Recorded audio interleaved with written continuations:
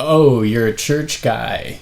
Yeah, I hired one of those once and it didn't work out. Every type of guitarist definitely carries a stigma, but I'm not sure there's one that gets more shade thrown at it than worship guitarists. It's this idea that church guitarists just aren't as good as any other kind of guitarist. And in case that wasn't triggering enough for you, I'm talking about the guy who has tons of rare and expensive pedals and guitars, and they use all this extravagant gear to just play like a D-shaped chord up high.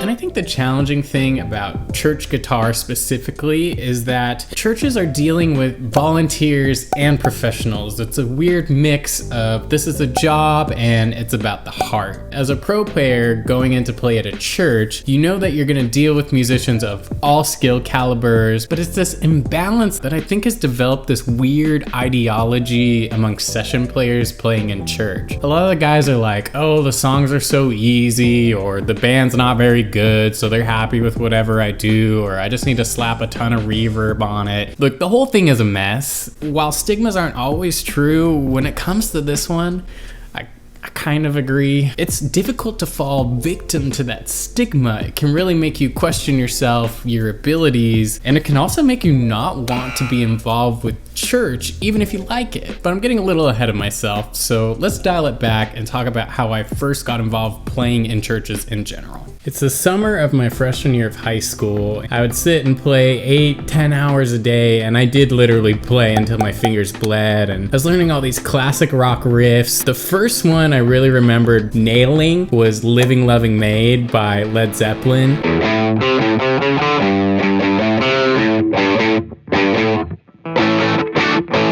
I played that riff and my mom came into the room and she's like, oh wow, I thought you were listening to the record. That's just a mom being a good mom. It definitely did not sound like the record.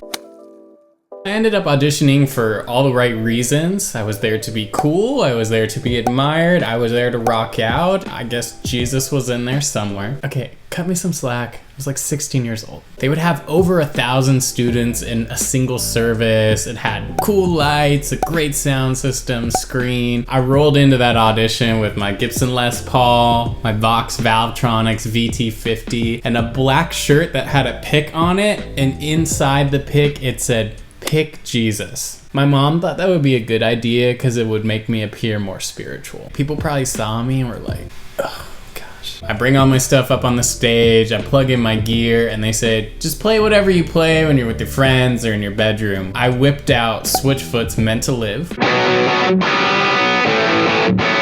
followed by Velvet Revolver, Slither. Despite those terrible audition choices, they did put me on the team, and that's where it all began. I fell in love with guitar and music, so much so that I told my parents, this is what I'm gonna do for a career, but that's a story for another time. After graduating from USC, fight on. Also, if anyone's a college football fan, please comment it down below. I don't have a lot of friends in music who are into college football. I think we gotta stick together.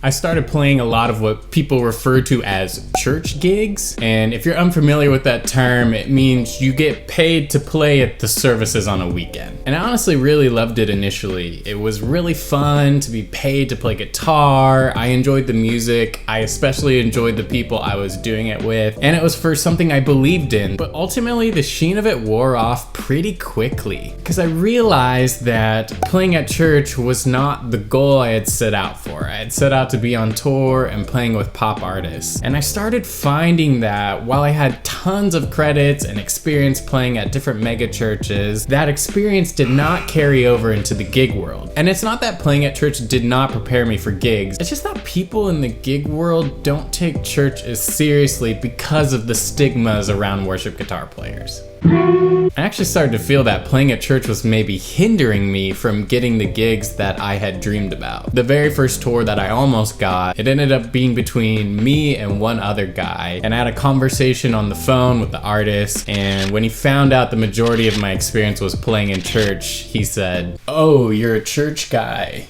Yeah, I hired one of those once and it didn't work out. And he definitely wasn't the only one saying these things. I've been around the gig world for a while, and it's pretty common to hear things like, yeah, that was pretty good, but can you make your guitar sound like less churchy? Bro, church guys, right? Like, so much gear, no ability. Oh, 3 Strymons. And a Strymon power. Hey man, it's like 100 degrees. Aren't you kind of hot in that jacket?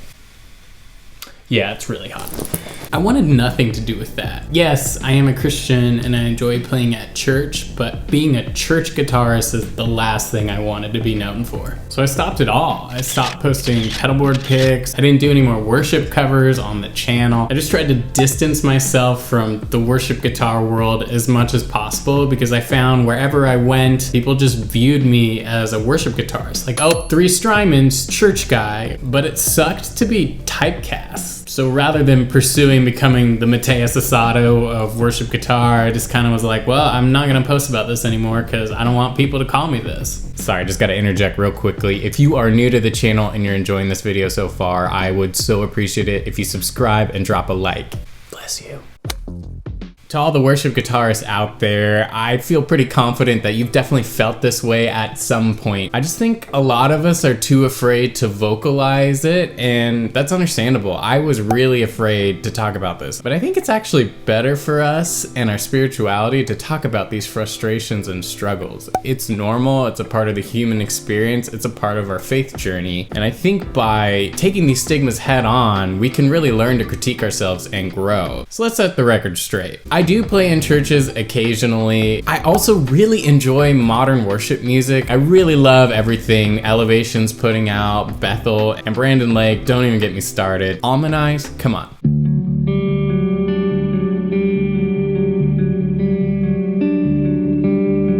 And finally, I'm not trying to bash anyone who has aspirations of being a worship guitarist. I think that's incredible. If that's what God has called you to, then pursue it.